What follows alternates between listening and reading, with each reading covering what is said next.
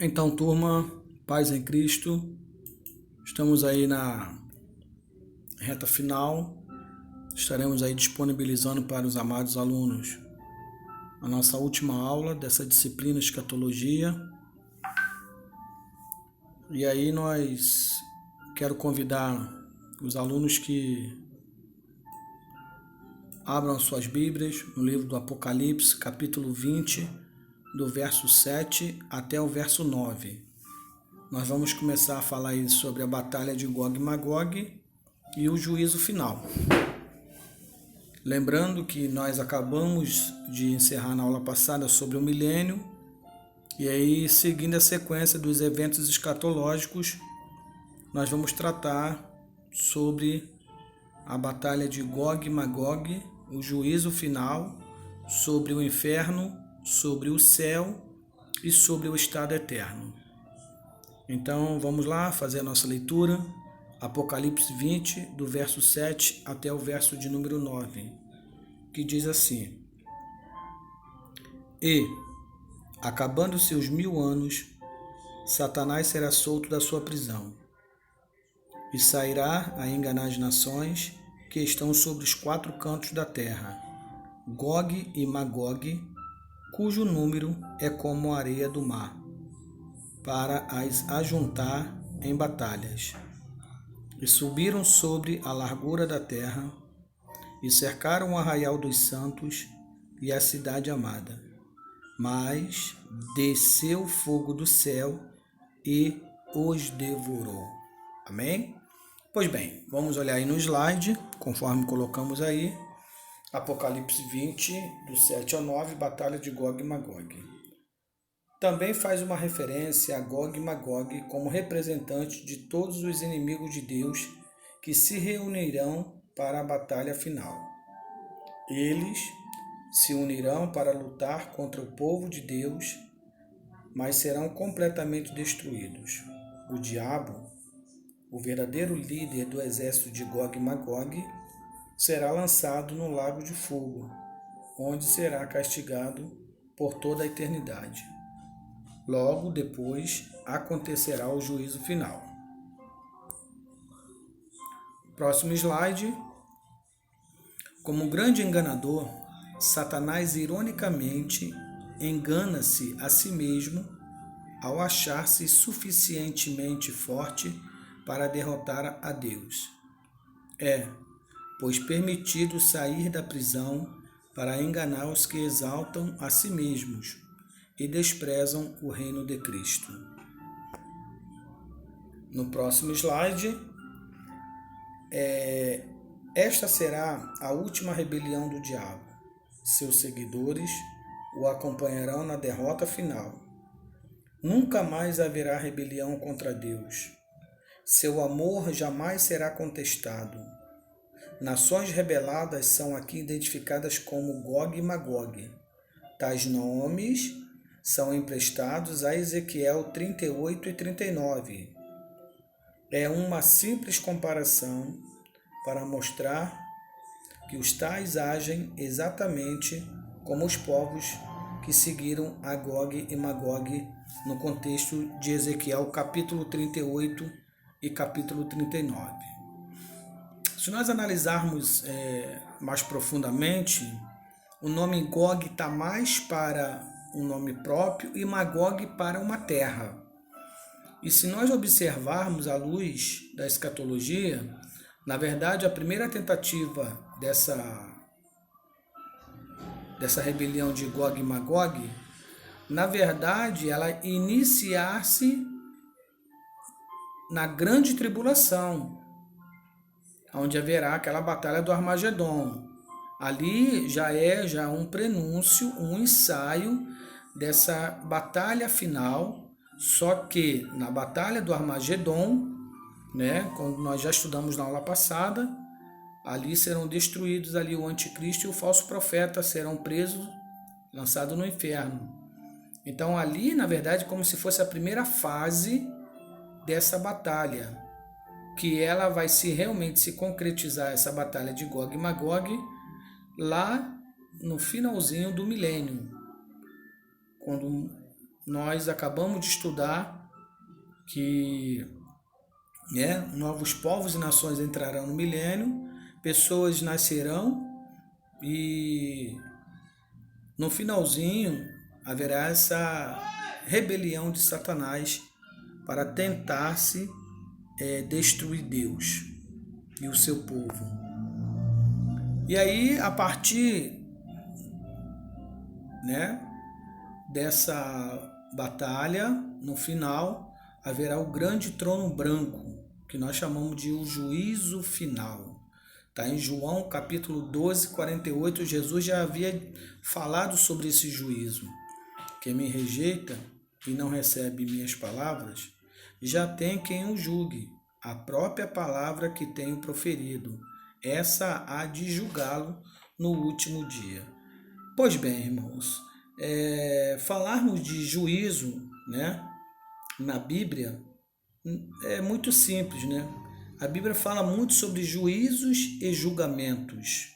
Em especial, a Bíblia menciona 7 tipos de julgamentos e juízos, que têm significado especial para cada um. Por exemplo, o julgamento dos pecados do crente na cruz de nosso Senhor Jesus Cristo. Está em João 13, 31. Ele foi aí justificado porque Cristo, havendo levado os seus pecados sobre a cruz, foi feito por Deus justiça. 1 Coríntios 1,30. O segundo julgamento e juízo é o julgamento e juízo do crente julgando-se a si mesmo, para não ser julgado com o mundo. 1 Coríntios 11:31. O terceiro julgamento ou juízo é o julgamento das obras dos crentes diante do tribunal de Cristo, logo após o translado da igreja. Romanos 14:10, 1 Coríntios 3:12 e 2 Coríntios 5:10. O quarto julgamento ou juízo é o julgamento das nações vivas por ocasião da parousia de Cristo. Mateus capítulo 25, verso 32 e o seguinte, conforme já falamos sobre o julgamento das nações. O quinto julgamento ou juízo é o julgamento de Israel na volta de Cristo, como amadurecimento da nação, para ingressar no reino milenar, conforme está em Ezequiel 20, 33 e os seguintes versículos, e Mateus 19, 28. O sexto julgamento ou juízo é o julgamento descrito por Paulo em 2 Timóteo 4:1, que se dará na sua vinda, que é a vinda de Cristo, e no seu reino.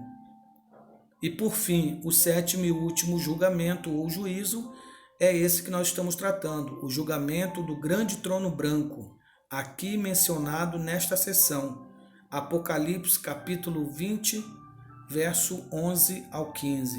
Então, falarmos de julgamento e de juízo não nos é muito estranho, até porque na Bíblia nós encontramos estes 7 especificamente, ok? É apenas aí um complemento para que os irmãos possam trazer à mente aí sobre a questão do juízo. E com relação ao juízo final, nós encontramos também na Bíblia outros textos, para fundamentar essa nossa doutrina aí do julgamento do juízo final. Daniel, Salmos, Eclesiastes, Mateus, João, Hebreus, Romanos, Atos e Apocalipse, conforme está aí na tela dos irmãos. Eu sugiro os irmãos fazerem uma leitura dos textos, para que os irmãos possam ter um entendimento melhor, sempre considerando a lei do contexto, que é de suma importância para a compreensão do texto sagrado. Falando ainda do juízo final no próximo slide, nesta ocasião do juízo final, os ímpios falecidos de todas as épocas ressuscitarão com seus corpos literais e imortais, porém carregados de pecado. Mateus 10, 28, Apocalipse 20, do 11 ao 15. Foi o que nós sugerimos o trabalho, as duas ressurreições, a primeira e a segunda. Aqui, no caso, é a segunda ressurreição, que vai ocorrer no dia do juízo final. Ponto. Esse julgamento é para a aplicação das sentenças, pois o pecador já está condenado, desde quando não creu no Filho de Deus como seu Salvador. João 3, 18 e 19, né? Como está lá no texto, bem claro. Então vai ser somente para a aplicação da sentença, porque ele já foi julgado pela escolha que já fizeram. Por isso que nós costumamos a falar, o que determina a nossa eternidade é o nosso presente. A condição em que nós estarmos hoje vai determinar o nosso futuro, com ou sem Deus. Próximo slide, ainda falando aí do juízo final. Esse juízo final será um grande julgamento. Primeiro, porque ele foi anunciado no Antigo Testamento, conforme está em Salmos, conforme está em Isaías e no livro do profeta Daniel, conforme estão as referências para que os irmãos possam ler. Ele também será um grande julgamento porque foi mencionado por Jesus. Mateus 10, 15, Mateus 16, 27 e João 5, 25 ao 29 e João 12, 48. Também ele será um grande julgamento porque foi proclamado pelos apóstolos. Romanos 2, 16 e Hebreus 9, 27. E aí, uma fala, um resumo, uma síntese. É um juízo somente dos mortos e é uma cena fora da história humana. Será uma visão majestosa em caráter e importância. Provavelmente será instalado em algum lugar no espaço celestial. Ok? Então está aí a nossa contribuição com relação a esse juízo final como um grande julgamento. Próximo slide. Esse juízo final também terá e será um grande momento. Por que será um grande momento? Primeiramente, porque será no fim. 1 Coríntios 15, 24. Segundo, por que será um grande momento? Porque será após o milênio. Apocalipse capítulo 20, verso 10 e 11. E por fim, por que será um grande momento? Porque este dia está determinado por Deus. Romanos 2,16.